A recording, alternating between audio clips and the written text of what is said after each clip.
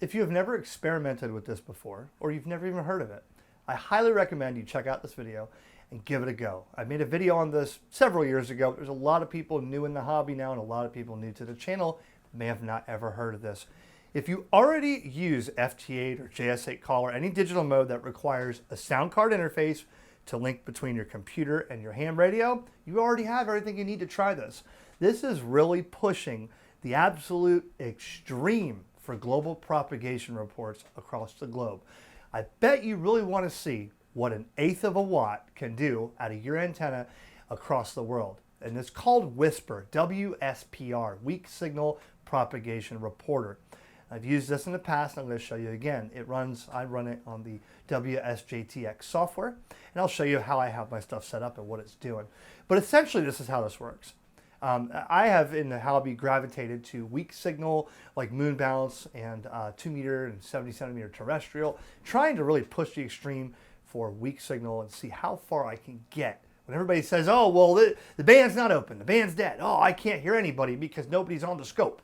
This is how you actually scientifically check to see what propagation is open into what parts of the world. So imagine this. I have my radio, my 7300, set to, on the power output, 0%. Zero. Now that 0% really comes out to about a watt with the driver stage, and with the bird meter on the back of the radio, about a watt. Now you want to use WSPR at less than that. You want to use WSPR. Some people use it all the way down to a quarter of a watt, a half a watt. So you have to adjust your ALC and your power output all the way down. Some radios you can't go below 5 watts. Well, you can adjust this to where you're putting out maybe a quarter of a half a watt. And what happens is it's a 2-minute time synchronized transmission on the even UTC minute. So there's 110.6 seconds of your radio transmitting at maybe an eighth or a quarter of a watt. Now think about that. Once you get over the feed line loss all the way up to my antenna, then the antenna that's not perfectly resonant, but I might be getting a 16th or an eighth of a watt out, and I'm getting reception reports across the country or in other parts of the world. WSPR uses that 2 minutes or 110.6 seconds of transmit and 9 seconds of decode, which gives you a 2-minute slot there.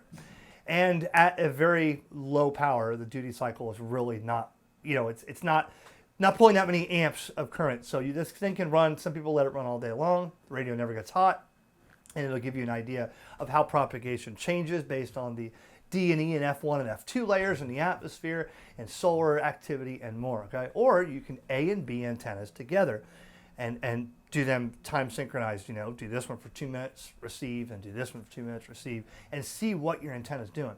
So being that I'm using an eighth or a quarter of a watt and receiving stations or stations receiving my signal in Europe or Canada or Australia or wherever, really makes you think.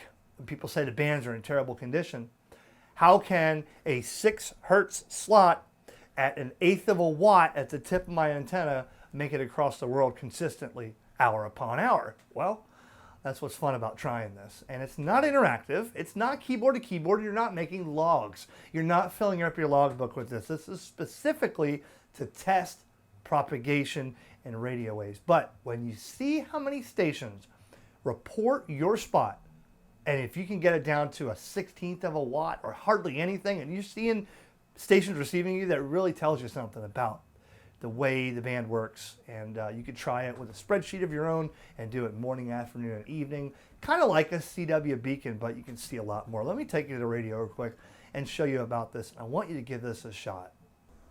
Okay, so right now I'm on 12 meters and I'm checking propagation.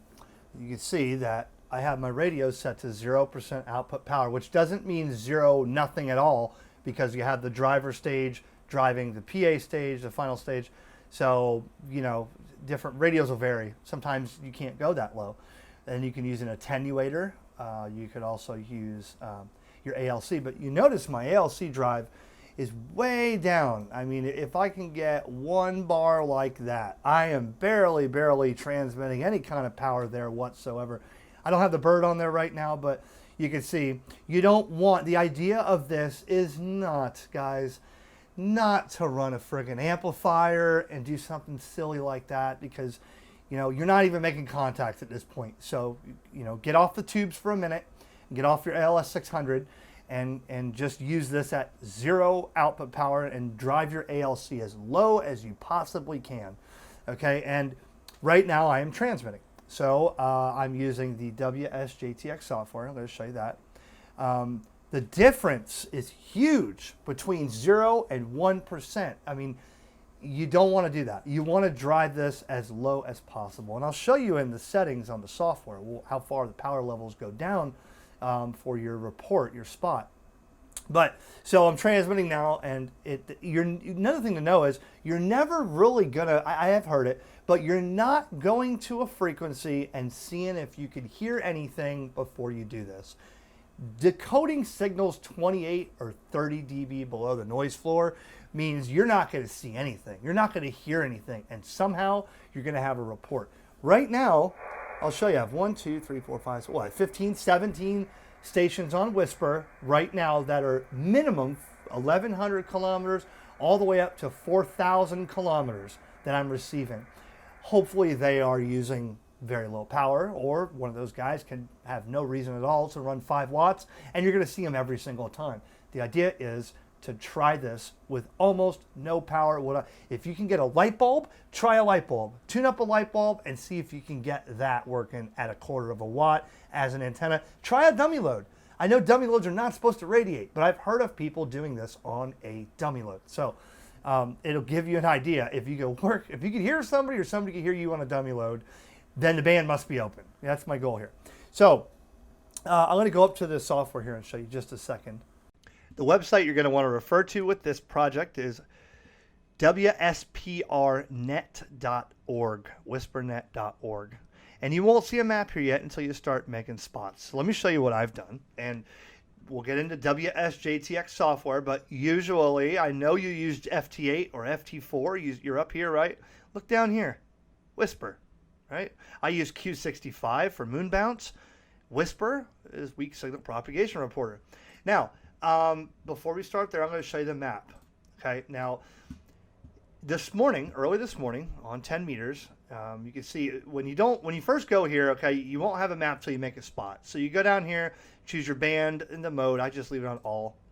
Your call sign, or another call sign of somebody that's running Whisper. Just put your call or don't put anything, and you'll see some information. And time period, we'll do 3 hours, and I'll hit update.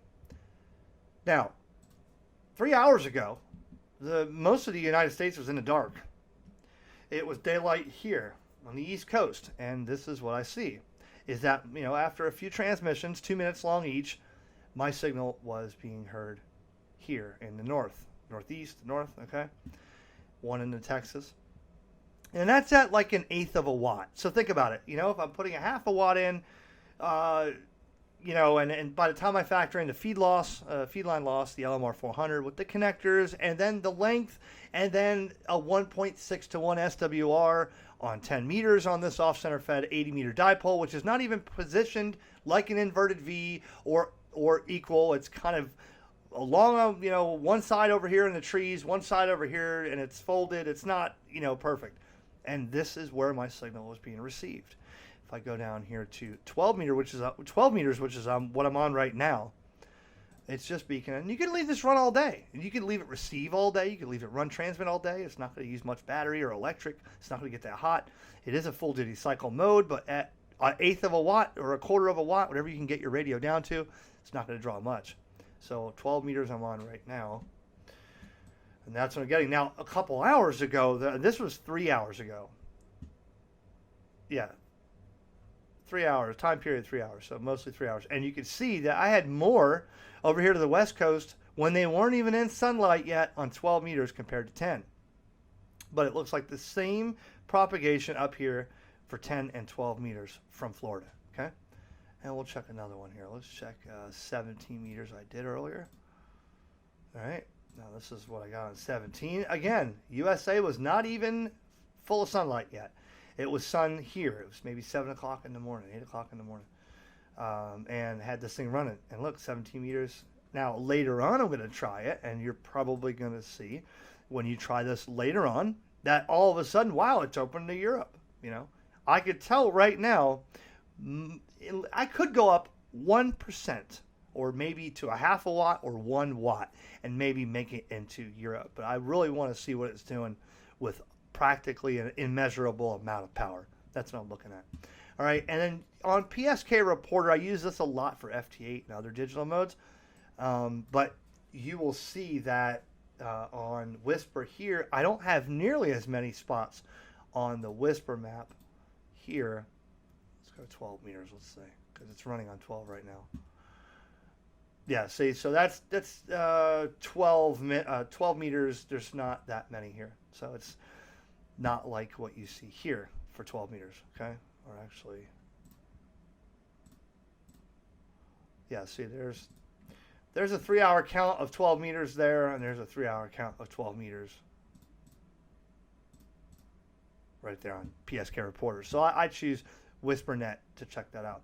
Now, on the WSJT software, as I said, mode here, you usually, every person in the world that's using FT8 can do this. I promise you. Just go down to Whisper. All right? And set your decode to deep. Now, you can see here on the bottom, this is the bar here, the time, right? So right now it's going to start transmitting. Okay, so there's the beginning. Now I'm not transmitting. I didn't have this set. You have to have transmit next. So it's, you know, if you're in the middle of a 2-minute section or segment, you want to set this to enable transmit and transmit next. And then this here is your power output for what's going to be on the spot. So you can see they even put 1 milliwatt, 2 milliwatts. I mean, if you can get 2 milliwatts down, if you can get 2 milliwatts coming out of your antenna or your radio, you're going to have nothing coming out of the antenna. But I leave mine set right here at 500 milliwatts or a watt, depending. I don't know exactly how much I'm getting out, but 500 milliwatts, 27 dBm. And, this is the received stations that I've seen before. You can see earlier this morning. 10 meters, and you can see I was transmitting, and then this is what I received. I transmitted, this is what I received. And then I went to 17, then I went to 20. These are all what I'm receiving. And all of these people should be running a watt or less, okay? Now, I want to try this on VHF. I want to try this when I schedule a VHF, something in the Southeast United States, like I was talking about a couple weekends ago. And I want to do Whisper first, because if we can get 30, 40 stations received on my radio and on your radio as well on 2 meters, on what frequency would that be? 144.489 on sideband. Then we could try digital modes and we could try voice and see. I want to get a lot of people on 2 meter sideband in the Southeast United States. This is a way to know exactly where your signal is being heard. And on VHF, I say we'd probably use 5 watts because it is a line of sight mode, but no more than that. So I like the science behind this, right? And people use this for A and B antenna comparisons. 2 antennas set up with the same amount of power, spaced across, spaced apart enough, and they do an A and B. Run it for an hour here, run it for an hour here on this antenna, and see exactly what happens.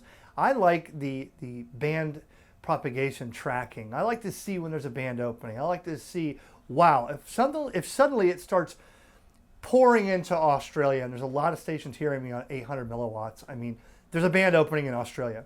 And if I can get my power even lower, I would. I want to use this on VHF when we set up something for VHF single sideband in the Southeast. I've talked about that. I think if we use Whisper to start, maybe 5 watts, because VHF is line of sight, we can see who can actually make their signal go 1,500 miles on 2 meters. Then we'll know, trying different digital modes and stuff, we can revive 2 meter single sideband in the Southeast United States. But just know that a received signal that comes up at minus 30 dB is thousands of times below the noise, weaker than the noise floor itself. Okay, so there's a lot of science behind it, and you could use it for fun. You could use it to learn more about the bands and see exactly what your station is doing. You got to be a ham radio operator to transmit and do this. How do you do that? My good friends at Ham Radio Prep.